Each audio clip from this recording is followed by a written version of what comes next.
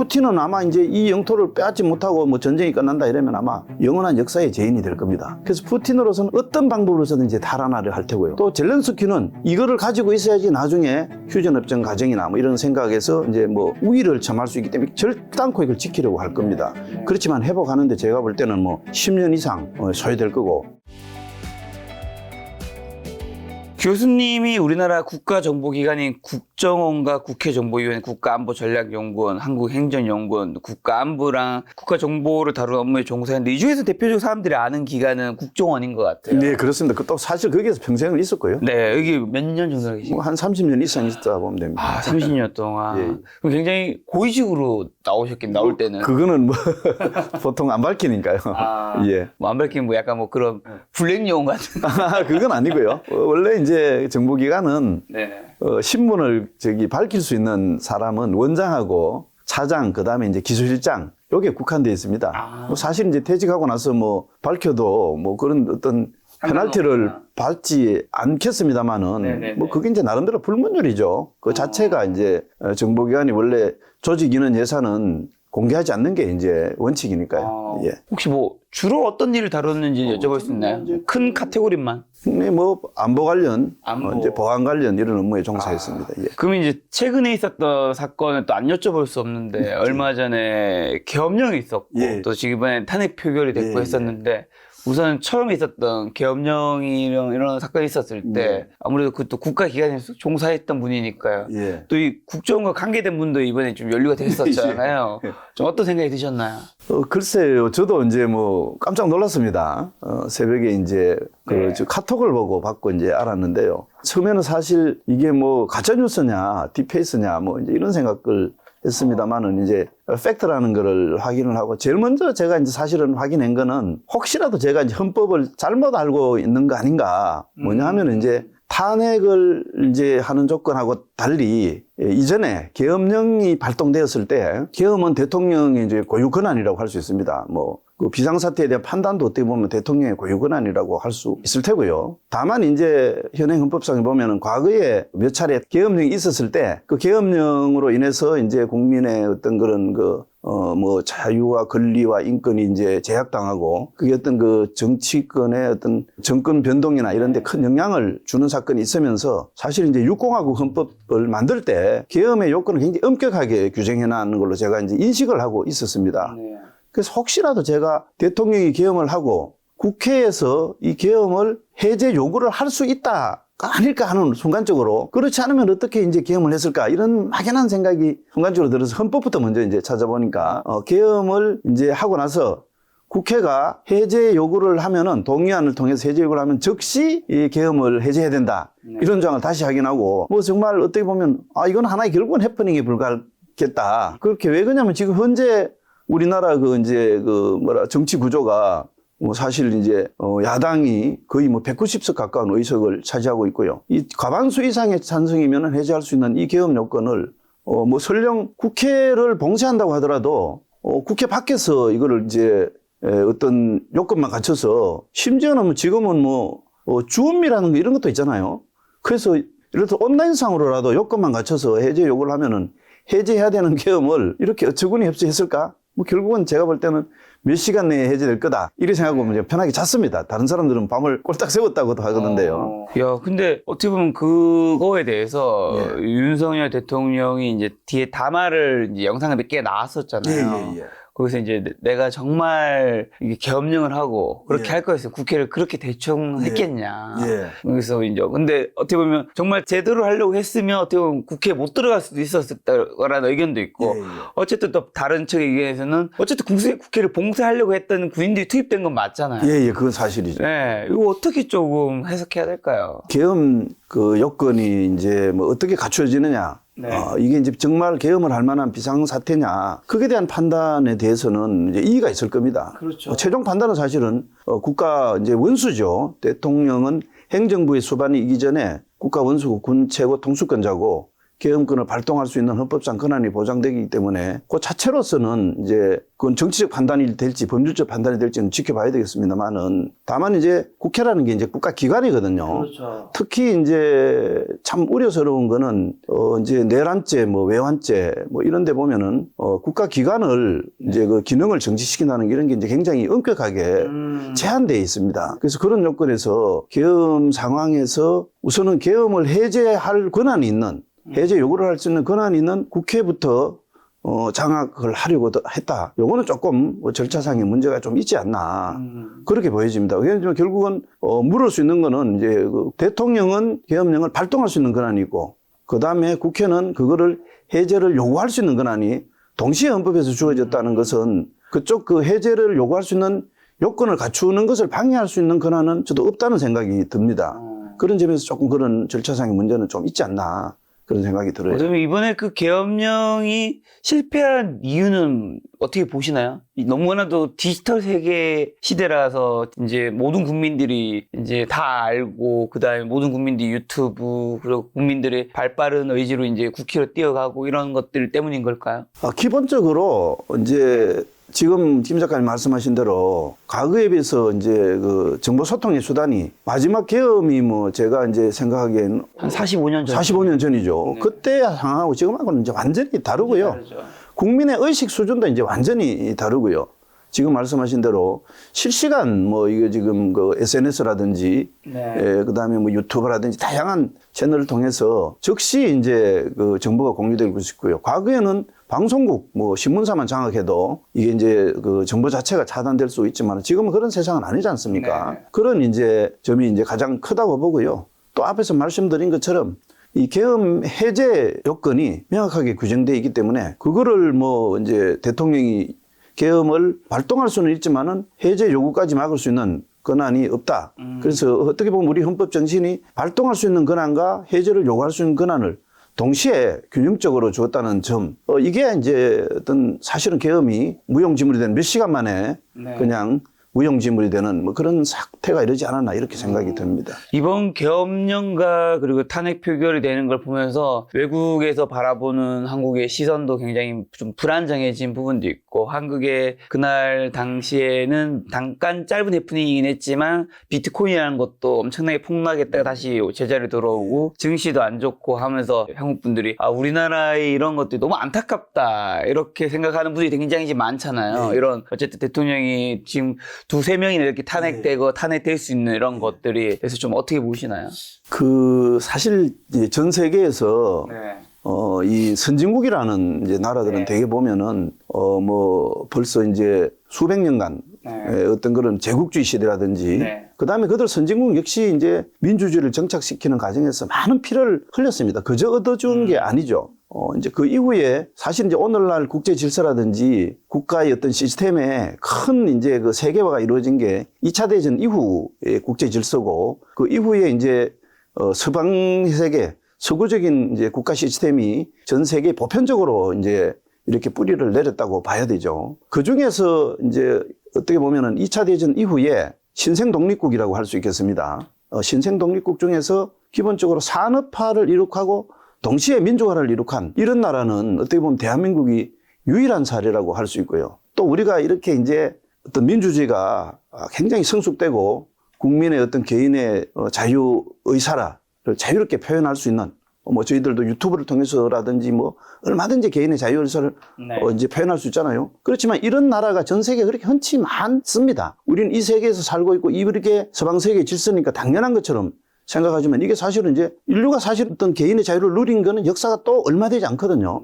기껏 해봐야 이제 프랑스 대혁명이라든지 미국의 독립선언이라든지 뭐 영국의 이제 어떤 그런 명예혁명 권리장전 뭐 이런 걸 통해서 이게 이제 오늘날 보편적 가치지 수천 년 수만 년간 어떤 보면은 인류는 어떤 지배자가 있고 거기에 예속되고 종속되고 이렇게 이제 살았던 건데 그런 이제 보편적 서방 세계 질서가 우리나라에 확고하고 견고하게 이제 뿌리를 내렸다는 점이 있고요. 제가 이제 강의 시간에 학생들한테 농담 삼아 이런 얘기를 하는데요. 전 세계에서 광화문 광장에 나가서 야 대통령 나와 한판 붙자 이렇게 과감하게 외칠 수 있는 나라가 전 세계에 저는 그렇게 많지 않다고 봅니다. 그만큼 우리 이제 오랜 기간 이제 산업화를 기초로 해서 우리 이제 또 민주화를 이루는 과정에서 많은 분들의 희생이 있고 헌신이 있었고 노력이 있었죠. 그게 토대가 되어 있는 나라라는 점, 이게 이제 굉장히 중요하다고 봅니다. 그래서 저는 이번에 이제 그 계엄과 이어서 이제 탄핵 사태를 보면서 다만 이제 이게 그동안 전 세계가 우리나라를 바라봤던 그런 이제 기준이 있죠. 네. 정말 뭐 누누이 말씀드리지만은 산업화와 민주화를 이루고 전 세계 10위권의 무역 대국이고 이런 이제 기준이 있었던 게 이제 어떤 계엄이라는 이런 이제 해퍼닝으로서 그런 어떤 이제 대한민국에 대한 이미지가 조금 손상된 것은 사실이라고 봅니다. 그렇지만 이게 뭐 근본적으로 대한민국이 어떻게 보면 또 이거를 또 이렇게 민주적인 절차를 통해서 빨리 회복하려는 노력을 보이는, 그다음에 이렇게 진행되고 있는 이런 정도의 프로세스를 가진 나라도 전 세계에서 그렇게 저는 많지 않다고 봅니다. 그런 점에서 저는 우선은 일단 대한민국의 회복 탄력성을 믿고 있고요. 또 이게 어떻게 보면은 또 하나의 어떤 국가가 나아가는 어떤 그 길, 그 다음에 또 우리가 한 단계 성숙할 수 있는, 우리가 이제 IMF라든지 이런 걸 겪고 이러면서 차라리 국가가 한 단계 레벨업된 그런 측면이 있거든요. 그래서 이것도 이제 우리가 이제 민주화를 이뤘지만은 또 이 과정 속에서 한 단계 성숙할 수 있는 어떤 계기가 될 수 있지 않을까, 저는 그렇게 믿고 있습니다. 좀 굉장히 안타까운 사건이었지만 계엄령에서 탄핵 표결까지 거의 아무도 피를 흘리지 않았던 그렇습니다. 이런 거는 정말 전 세계적으로도 예, 예. 흔치 않은 예. 네, 잘 마무리 좀 되었으면 좋겠다는 생각이 들고요. 자, 이제 오늘의 주제. 일단 러시아 우크라이나 전쟁.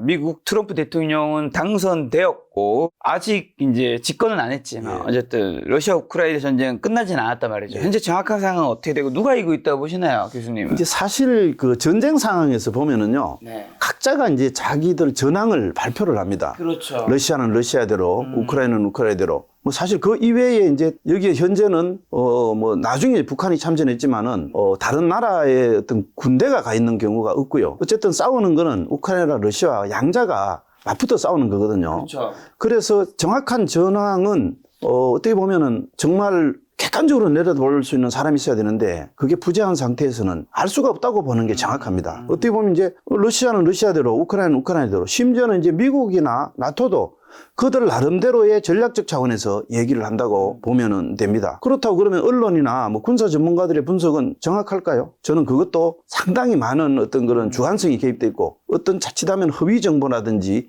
이런 정보에서 잘못된 판단에서 이야기하는 경우도 많다, 이렇게 생각을 합니다. 사실 이제 팩트는 현재까지 뭐 어떻게 보면 가장 근접한 팩트는 이제 2022년 2월 24일 날 이제 개전이 됐죠.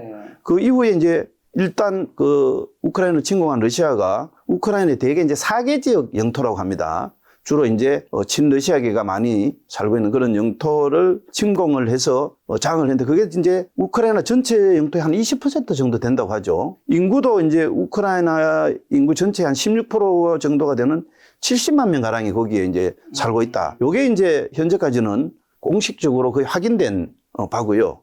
다음에 이제 여기서 우크라이나가 조금 이제 생뚱맞다고 할 수 있는데 2024년 8월에 이제 우크라이나가 생각해서 뭐 어떤 전략적인 차원에서 이제 했을 텐데 러시아 본토인 그 쿠르스크 주를 급습을 해서 그게 이제 그 중에서 한 82개 정착지 정도를 장악했다, 이렇게 이제 발표를 한 바 있습니다. 이 상태에서 계속 그동안 이제 상호 공방이 있었기 때문에 정확하게 이제 얼만큼 점령 지역을 꼭 뺏고 빼앗겼는지조차도 불투명합니다. 왜 그러냐면 전쟁이 계속되는 상태, 이제 확실하게 휴전이 선이 뭐 우리나라도 휴전선이 그 있죠. 이런 것처럼 그어지지 않는 상태에서는 오늘 주인이 내일에 또 주인이 바뀔 수도 있고 이런 상태이기 때문에 이 정도 이상을 얘기하는 거는 다 정확한 팩트가 아니다, 이렇게 볼 수 있겠습니다. 예. 근데 방금 전에 우크라이나가 2024년 8월에 러시아 본토인 쿠르스크를 급수한 거를 생뚱맞다는 표현을 하셨는데 이건 정확히 좀 어떤 의미이실까요? 사실은 이제 우크라이나는 러시아의 이제 공격을 받고 자기 영토를 일단 지키는데 이제 급급했던 상황이죠. 그렇죠. 그런데 이제 그게 땅덩어리라든지 빼앗긴 지역으로 보면 상당한 지역이고, 원래 이제 그 침공당한 입장에서는 자기 땅을 수복하는 게 이제 우선 급선무라고 할 수 있거든요. 자기 땅에 있던 이제 국가의 가장 중요한 책무가 영토와 그 땅에 속해 있는 국민을 지키는 게 이제 가장 기초고 거기서 회복하는 게 1순위인데 아마 이거는 이제 그 젤렌스키나 이제 우크라이나 쪽에서 어떤 전략적 차원에서 러시아의 본토를 장악하면은 그게 이제 나중에 어떤 딜이 생길 수 있는 그렇죠. 그런 여지가 생길 수 있다, 이런 아주 고도의 어떤 전략적 판단에서 했는 거고. 그래서 어떻게 보면 이제 일반 사람들이 전쟁을 생각할 때도 예기치 않은 그런 이제 공격이기 때문에 제가 좀 생뚱맞다는 느낌이 들었다 이렇게 표현을 한 겁니다. 자, 그럼 북한은 러시아에 지금 많은 지원을 해주고 있는데 우선 전쟁 무기는 어느 정도 제공하고 있고 그리고 러시아가 무기를 받는 나라는 지금 북한뿐인가요? 또 어떤 나라들이 있을까요? 지금 북한이 러시아에 제공하는 무기는 어떻게 보면 이제 사실은 판매하는 거죠. 네. 북한 입장에서 공짜로 줄 수 있는 여력은 안 됩니다. 그렇죠. 그래서 대체로 보면 이제 미사일이라든지 보병용 로켓이라든지 네. 뭐 방사포, 자주포, 포탄, 폭약 이런 걸로 이제 확인되고 있습니다. 통계적으로 정확하진 않지만은 네. 러우 전쟁 발발 이후에 한 최대 8조 원어치 정도를 이제 팔아먹었다. 이런 8조 원치요? 예. 북한 입장에서 그렇습니다. 엄청난 돈이죠. 있는데 이게 어떻게 보면 이제 그동안 남침용으로 이제 비축해놨던 거를 완전히 이제 재고떨이를 하고 있는 어떻게 보면 이제 꼭 먹고 안 먹고 북한 입장에서는 일거양득인 측면이 있다 이렇게 볼 수 있겠습니다. 러시아에 이제 무기를 제공하는 나라는 전 세계에서 이제 다 국제사회가 러시아를 이제 침략 전쟁으로 이렇게 규정을 하고 있기 때문에 다른 나라는 거의 동참이 없고요. 대개 이제 이란 정도를 들 수 있습니다. 이란은 미국과 대척점에서 있는 이런 나라고요. 그래서 이제 보통 이란이 이제 미사일 강국이거든요, 이란이. 그 다음에 이제 드론, 이런 거를 이제 주고 있다고 하고요. 다만 이제 중국이 민간용이지만 군수용으로 바로 사용 가능한 이른바 이제 이걸 이중용도 부품이라고 하는데요. 요거를 제공하고 있다는 거는 이제 의심을 받고 있습니다. 사실은 이것도 국제사회에서는 제재를 하고 있는데 중국은 이제 이게 나는 민간용으로 준다. 막 이런 식으로 버티고 있는 것 같습니다. 이게 원래 이제 전쟁 이전에는 이런 부품들이 주로 독일, 네덜란드 이런 나라에서 이제 판매를 하고 요거는 이제 러시아도 사서 쓰고 있는데 이게 이제 국제사회 제재 조치 때문에 이건 이제 중단되어 있는 상태다. 이렇게 보시면 되겠습니다. 그리고 북한군은 러시아 이제 파병을 했잖아요. 예. 뭐 만에서 13,000명 파병했다고 하는데 파병한 이런 진짜 목적은 뭘까요? 이거는 굉장히 다목적 노림수가 있습니다. 네. 우선은 이제 눈에 당장 보이는 거는 이제 돈입니다. 김정은은 기본적으로 이제 통치 자금이라는 게 필요합니다. 그렇죠. 이게 이제 북한의 핵심제 층을 관리를 해야 되고요. 기본적으로 이제 핵미사일도 개발을 해야 되고요. 이런 자금이 필요한데 현재 이제 북한 병사가 1인당 러시아로부터 받는 이제 뭐 월급이라고 할 수 있죠. 네. 월급이 한 월 2,000불 정도 된다고 합니다. 요게 이제 현찰로 그대로 들어오고요. 요게 제가 볼 때는 뭐 거의 병사들한테는 가지 않고 제가 어디서 뭐 5달러라고 얘기했더니 웃던데 저는 한 5달러 정도 줄 것 같습니다. 나머지는 다 이제 김정은의 통치자금용으로 들어가지 않겠냐. 이게 굉장히 큰 유혹이죠. 현찰이 들어오는데요. 그 다음에 이제 북한이 제일 지금 부족한 게 식량하고 에너지입니다. 요건 이제 러시아가 조금 여유가 있죠. 요걸 어떤 식으로든 간에 이제 지원을 해줄 수 있을 것 같고요. 네. 그 다음에 이제 전투기라든지 방공망. 북한의 이제 그 무기 체계가 뭐 사실은 돈이었기 때문에 2차 세대전 때 쓰던 뭐 비행기를 그대로 쓰기도 하고요. 네. 굉장히 이제 낙후되어 있거든요. 그렇죠. 요런 이제 무기 현대화, 요거를 이제 기대를 하고 있다. 이렇게 보시면 되겠고. 그 다음에 이제 덤으로 오는 거라면은 현대전 경험이죠. 오늘날 이제 그 4차 산업시대가 접목된 현대전을 우리도 생각하지 못하던, 경험하지 못하던 현대전을 현장에서 경험할 수 있다는 점. 요게 이제 하나의 부수적 효과라고 할 수 있겠죠. 사실은 우리에게 있어서 가장 우려되는 거는 바로 이제 핵미사일이라든지 뭐 핵잠수함, 정찰위성과 같은 그런 첨단 군사 기술이다. 이게 이제 바로 우리에게 직접적 위협이 되는 그런 거라고 할 수 있겠습니다. 다음으로 이제 생각하면은 북한이 국제사회에서 오랜 이제 그 제재를 받고 불량 국가로 낙인 찍혀 있잖아요. 네. 그런데 그나마 이제 그 혈맹이라는 할 수 있는 중국이 겨우 이제 북한을 먹여 살렸습니다. 다만 이제 중국은 죽지 않을 정도로 찔끔찔끔 이렇게 이제 길들이식으로 이런 걸 이제 표현을 이유 있는 뭐 거리두기다 전문용어로 이렇게도 얘기를 하는데 이런 데 대해서 사실 불만이 많았죠. 불만이 많았는데 이게 이제 이 상태에서 러시아가 이제 급하게 탄약과 뭐 무기 그다음에 이제 병력이 필요한 걸 알고 둘 사이에 어떤 이제 뭐 쌤쌤이 됐겠죠. 그렇게 해가지고 대신에 이제 이 러시아라는 뒷배가 강대국이잖아요. 그리고 동북아에서 과거에서부터 현재까지 여전히 이제 영향력을 갖고 있고요. 이런 뒷배를 하나 잡았다는 거 이게 이제 국제사회에서 어떤 입지를 강화하는데 큰 도움이 될 거다 이렇게 봅니다. 사실 이제 이 북한이 이 지정학적 특성 때문에 과거에 이제 김정일, 김일성 이때부터도 두 나라 사이에서 줄타기 외교를 잘 해왔습니다. 사실 어떻게 보면 그걸 가지고 현재 북한 정권이라든지 이제 이게 나라를 유지해 왔다고 해도 과언이 아니거든요. 그리고 또 북한 사람들이요. 러시아는 사실은 이제 소비에트 연방 체제가 무너지고 이후에는 이게 이제 민주주의 국가고요. 자본주의 국가인데도 그냥 막연하게 과거에 뭐 사회주의 같이 하던 뭐 우방이다. 이렇게 생각하고 있었기 때문에 좀 다른데 어떤 병력을 보내보다는 거부감이 적을 것이다. 이런 여러 가지 이제 계산이 깔려 있다고 봅니다, 저는.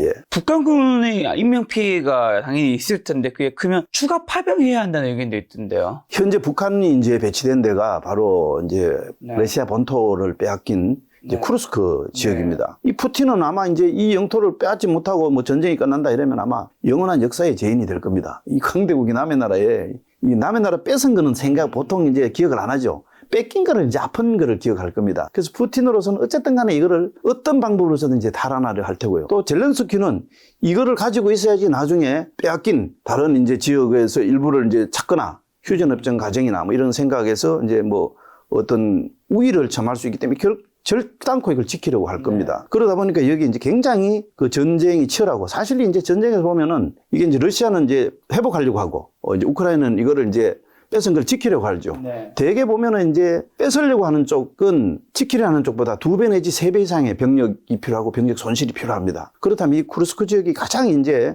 병력 손실이 많이 날 거다 이렇게 보거든요. 결국은 이 과정에서 이제 아마 사상자가 생기고 그럼 북한군이 이제 뭐 10,000에서 12,000명 정도 가 있다고 하는데 이 병력을 어쨌든 간에 유지를 해야 될 필요가 있다고 봅니다. 이 정도는 유지를 해야지 그래도 북한이 파병했다는 어떤 정도의 수준을 유지할 수 있기 때문이죠. 그러다 보면은 이제 어쨌든 간에 계속 보충이 필요하다고 봅니다. 다만 이제 뭐 한때 보면은 젤렌스키가 북한군이 한 10만 명 정도 파병될 거다. 뭐 이렇게 이제 주장을 하기도 하는데 저는 여기에 조금 견해가 다릅니다. 왜냐하면 북한도 기본적으로 현재 체제 유지를 한다든지 휴전선의 경계를 한다든지 이런 차원에서 최소한의 이제 그 어떤 군은 유지를 해야 되거든요. 그렇게 해서 뭐 한꺼번에 10만 명은 어렵지만은 추가 파병은 계속되고 그 정도는 또 이제 계속 준비를 해나가기 때문에 어느 정도 감당을 할 수 있으리라 이렇게 봐집니다. 근데 러시아나 우크라이나가 사실은 러시아가 더 강국이잖아요. 예, 예. 누가 봐도. 예. 근데 본인의 영토 쿠르스크를 예. 다시 이제 방금 말씀하신 그 뺏긴 게 더 큰 예. 상처가 될 텐데 예. 이걸 회복하는 게 생각보다 그렇게 빨리 되지 않네요. 그게 어렵습니다. 왜 그러냐면은 이제 쿠르스크 지역이 평원입니다. 광활한 평원이고 그 다음에 또 그게 11월부터 10월 이럴 때는 이제 우기고요. 네. 이게 완전히 진창이 된다고 하고요. 다음에 이제 동장군이 이제 오죠. 이런 상황에서 결국은 이제 우크라이나군이 지키고 있고 러시아가 들어가는데 대개 이제 러시아는 도로를 따라서 들어갑니다. 도로를 따라 들어가면은 우크라이나는 도로 옆에 기다리고 있다가 그걸 이제 공격을 해 들어오죠. 그러다 보니까 그렇게 쉽게 이제 회복이 안 되는 이런 상황이 이제 되고 있습니다. 자, 북한군 파병대가 러시아부터 핵기술 연습한다는 얘기도 있습니다. 요거 진짜인가요? 이게 이제 가장 이제 델리케이트한 문제인데요. 뭐 현재 북한은 핵실험을 6번을 했습니다. 그래서 이제 거의 완성된 걸로 보이거든요. 문제는 이제 이 투발 수단입니다. 미사일을 말하는 거죠. 여기서 핵심은 결국 이제 미국 본토까지 도달할 수 있는 ICBM입니다. 그런데 이 기술은 아직 확보하지 못한 걸로 보는 게 이제 국제사회 평가인데 만약에 이제 속단할 수는 없지만은 러시아가 이 기술을 북한한테 준다. 이건 이제 북한은 절실히 원하겠지만 러시아로는 굉장히 고민이 필요합니다. 왜 그러냐면 당장 이렇게 되면 미국과 이제 완전히 관계를 단절하고 막 가자는 거죠. 러시아도 전후의 경제 회복이라든지 앞으로 뭐 이런 걸 잘해서 미국이 여전히 이제 막 갈 수는 없거든요.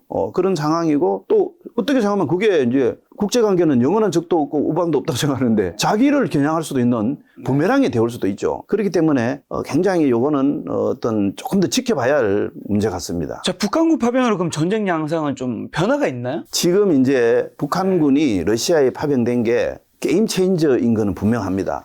그래서 전 세계가 이제 화들짝 놀랐었고요. 다만 이제 그 러시아가 병력이 부족한 정도를 어느 정도는 메울 수 있는 거는 분명하지만은 뭐 사실 거기에 이제 러시아군이 뭐 한 50만 정도 있다는 얘기를 하거든요. 쿠르스크 지역에. 그런데 한 뭐 1만 2천 명 정도가 얼만큼 거기에서 영향을 주고 전세를 완전히 뒤집을 그런 상황인지는 조금 의문이 듭니다. 다만 이제 러시아로서는 어쨌든 간에 국제사회에서 현재는 나토 전체와 사실 싸우는 거나 다름없는 이런 상황에서 북한이라는 우군을 확보했다. 이런 이제 상징적 의미, 이런 게 이제 크지 않을까, 이렇게 생각이 됩니다. 자, 북한군 파병에 대해서 미국과 나토와 그럼 중국은 지금 좀 어떤 입장을 좀 취하고 있나요? 그동안 이제 우크라이나를 지원해 온 게 이제 미국과 나토죠. 그렇죠. 나토인데 두 입장에서는 당연히 북한 파병을 반대하고 이제 경고에 나섰습니다. 하나의 이제 새로운 돌발 변수였거든요.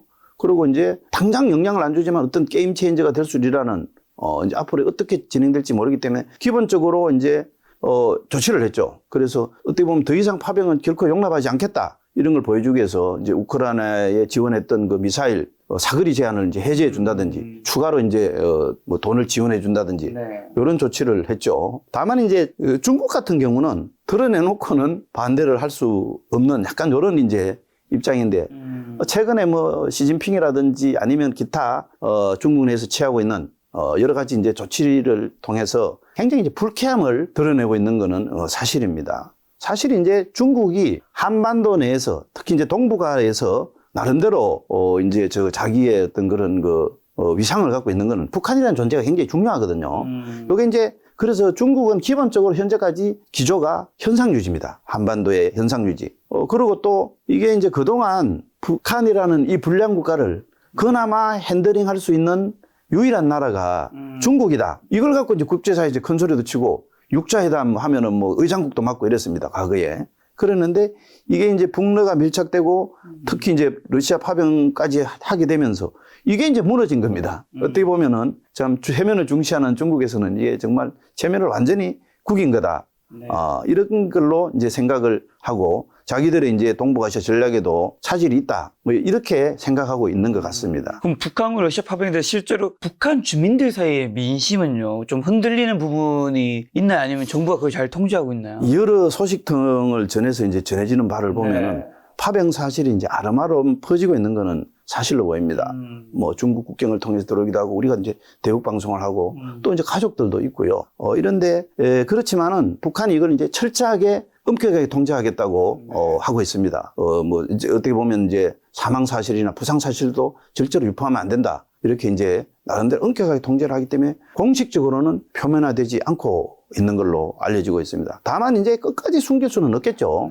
이게 뭐 1만 2천 명, 1만 명에 되는 군대가 갖고 거기서 결국은 이제 다친 사람, 죽은 사람이 돌아와야 될 테고.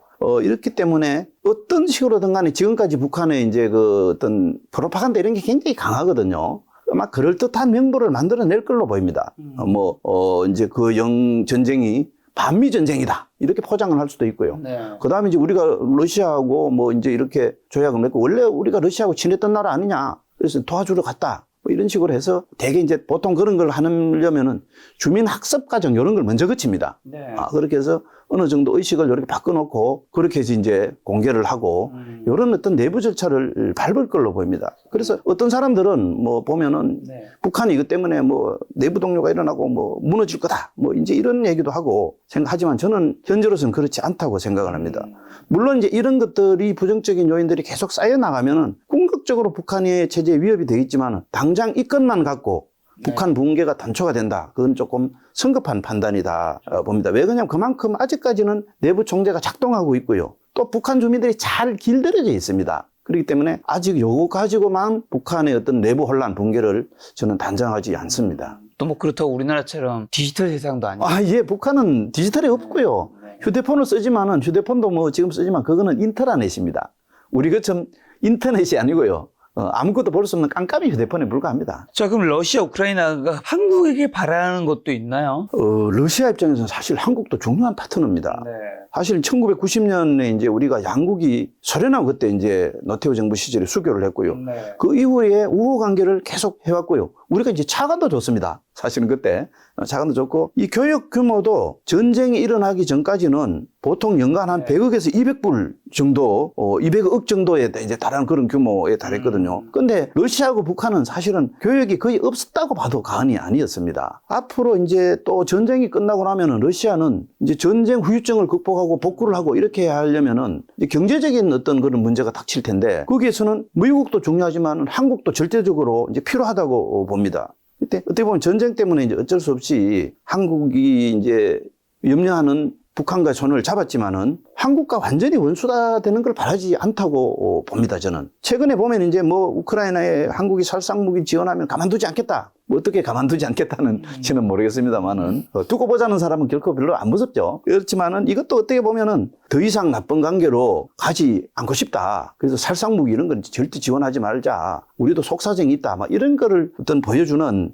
간접적인 시그널이 아닐까 저는 이렇게 보고 있습니다. 우크라이나 입장에서는 이제 북한군이 파병됐는데 이게 이제 북한군과 가장 직접적 이해관계는 한국에서 이제 뭐 지원을 해주기를 바라죠. 사실 이제 미국과 나토가 이제 도와주고 있긴 하지만은 여전히 이제 한계가 있고요. 만약에 그 우크라이나가 바라는 대로 우리가 살상무기를 지원하고 세계에서 이제 훈련이 가장 잘 돼 있고 이런 어떤 만약에 이제 그런 가능성은 낮지만은 이제 파병까지 한다면은 아마 전황이 이제 완전히 바뀔 수 있기 때문에 네. 간절히 원한다고 보면은 됩니다. 지금 미국과 나토가 우크라이나 도와준다고 있지만 한계가 있다는 코멘트 해주셨는데 미국과 나토가 도와주고 있기 때문에 우크라이나 여기까지 버틸 수 있는 거잖아요. 예, 그렇습니다. 예. 근데 그렇다고 해서 뭐 사거리도 제한이 걸려 있고 이런 거 자체가 또 엄청나게 다 병력을 보내는 것도 아니고 예, 예.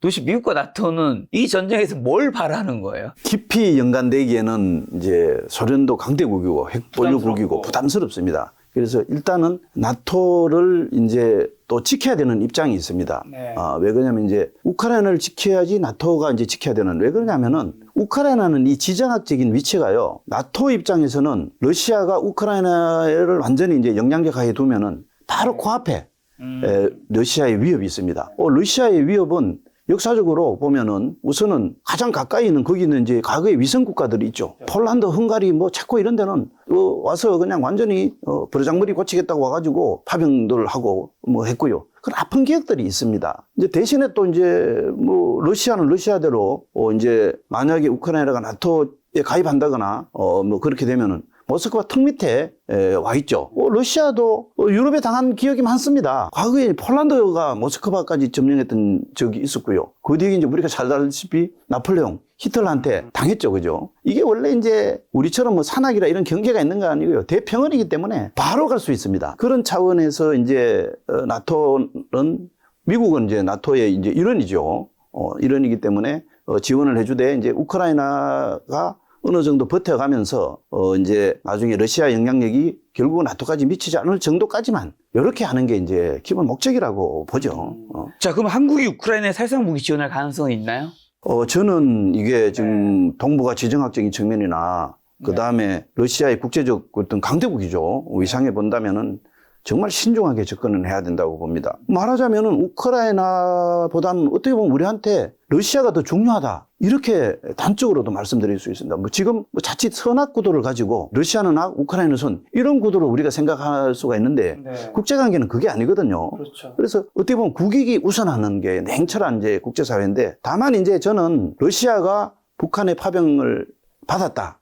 이거는 우리에게 이제 직접적 안보 위협으로 다가옵니다. 특히 이제 그 북한이 뭐 어느 정도 이제 파병을 받은 이상 주는 거는 뭐 불가피한데 예를 들어서 정말 핵 미사일 기술 같은 것까지 준다. 이러면 이제 결정적으로 우리한테 안보 위협이 되기 때문에 우리도 내심 저는 이렇게 얘기할 수 있지만은 뭐 어떤 이제 다른 어떤 뭐 정부의 어떤 라인이라든지 이런 쪽에서는 또 어떻게 보면 강원 양면 전략. 예를 들어서 아니 정말 북한의 그런 식으로 깊이 북한하고 이제 관계가 깊어지거나 어떤 북한에 더 이상의 지원을 하면 우리도 가만히 있지 않겠다. 이런 어떤 이면적인 모션이라도 취하면서 이런 강원 양면 전략을 써서 이런 가능성을 열어두고 있어야 된다. 이렇게 봅니다. 그건 뭐 무조건 반대한다.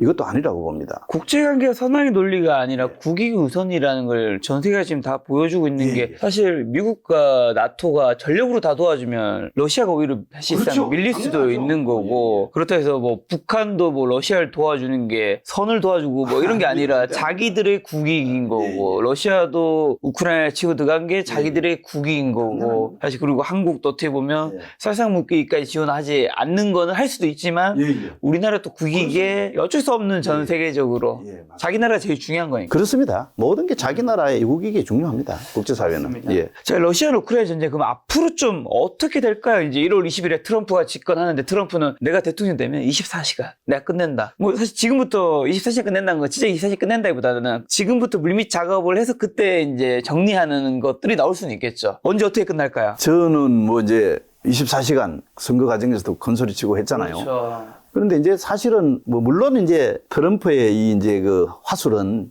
약간 전문용어로 좀 뻥이 있고 감추어진 게 이제 있죠.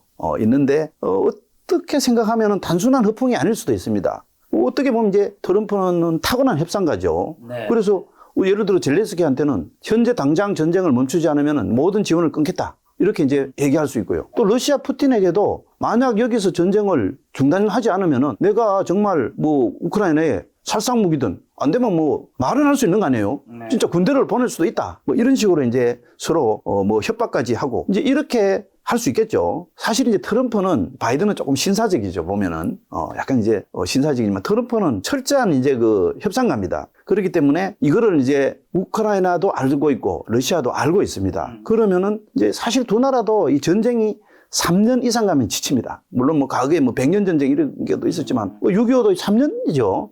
이제 뭐 베트남전은 조금 이제 오래 가고 있지만 사실은 3년 이상 가면 이게 너무 힘듭니다. 어느 나라든지. 그래서 지쳐 있기 때문에 뭐 어떤 그런 거를 이제 뭐 못 이기는 척 받아들이는지 명분으로 받아들이는 척 해가지고 당장 이제 어떤 형태로든 간에 전쟁을 일시적으로 중단하는 거. 요게 이제 휴전이죠, 휴전. 그렇죠. 요거는 이제 가능하리라고 봅니다. 그러면 트럼프도 일단 자기가 큰 소리 쳤던 거는 했다, 지켰다. 이런 이제 논리가 성립하죠. 다만 이제 두 나라 간에 이제 전쟁은 잠시 공격이라든지 멈췄더라 하더라도 휴전 조건을 가지고 뭐 아니면은 이제 또 젤렌스키는 젤렌스키대로 푸틴은 푸틴대로 정치적 계산이 다릅니다. 젤렌스키는 이게 또 사실은 정치적 기반이 푸틴보다 훨씬 취약하고요. 취약합니다, 사실은. 그렇죠. 이렇기 때문에 정쟁을 뭐 차라리 계속해야 된다. 뭐 이런 이제 자기 정치적 입지가 있을 겁니다. 이런 게 복잡하게 있기 때문에 언제든지 이제 이게 일시적인 휴전이 재발할 수 있는 가능성이 남아 있고요. 또 인접해 있던 나토도 사실은 이제 보면은 나토가 뭐 이제 협약에는 보면은 어느 나라 한 나라도 침공당하면은 이제 공동 대응한다고 하는데 한 번도 침공 당해본 적이 없기 때문에 그게 어떻게 될지 아무도 모릅니다. 왜 그러냐면 저 멀리 떨어지는 영국하고요, 이탈리아, 스페인하고 그다음에 이쪽에 가까이 있는 폴란드, 뭐 이런 나라하고 핀란드 이런 나라하고 완전히 입장이 다르죠. 독일이라든지. 그렇기 때문에 아무도 경험해보지 못했습니다. 그래서 이게 이제 말하자면 끝난다고 끝난 게 이제 아니죠. 사실 이제 오랜 밀고 당기기 이런 걸 통해서 뭐 우리도 이제 6.25 전쟁을 정전 협상을 맺는 과정에서 뭐 백마고 지고 뭐 해서 막 정말 빼고 빼안에는 피를 흘리고 했잖아요. 그래서 지리한 어떤 줄다리기가 결국은 있어야 된다 이렇게 생각을 합니다. 전쟁이 끝난 후에 그럼 러시아, 우크라이나 경제는 좀 어떻게 되는 걸까요? 두 나라의 이제 전쟁 후유증은 굉장히 이제 심각하고 특히 이제 경제 타격이 크다고 보는데요. 이제 우선 러시아는 본토 타격이 그렇게 심하지 않습니다. 대신에 이제 경제는요, 군수 산업과 같은 전시 경제로 버티고 있습니다. 심지어는 재밌는 얘기는 이제 그 병사들에게 이제 참전을 하면은 상당한 이제 일반 근로자들보다도 더 많은 이제 봉급을 주죠. 그거는 북한처럼 빼앗기지 않고 자기가 가져갑니다. 그렇죠. 그 다음에 이제 죽으면은 유족에게 뭐 3억씩 뭐 이렇게 준다고 합니다. 이게 이제 그 러시아에 풀린답니다. 풀리면 요게 이제 호황을 일으켜 나가는 하나의 이제 또 경제적인 버팀이 되고요. 그 다음에 주로 이제 군수산업. 이렇게 해서 현재 이제 전시경제로 어느 정도 버티고 있는데 대신에 이제 국제사회가 이제 계속 제재를 하고 있고 또 외국 기업이 이제 뭐 거의 철수를 하고 이렇게 하고 있는데 따라서 타격이 클 수밖에 없죠. 그리고 이제 그동안 전쟁 때문에 이제 풀렸던 이런 이제 거품들이 이제 로 인해서 인플레 이런 건 이제 감당할 수 없는 아마 경제적 어떤 위협이 있을 테고요. 결국 이제 자기들도 빨리 국제사회 신뢰를 회복하고 인플레를 잡아야 되는데 만약에 이거를 제대로 이제 하지 못하면은 아주 최악의 경제난 이런 데 직면할 가능성이 있다고 봅니다. 우크라이나는 뭐 더 심각합니다.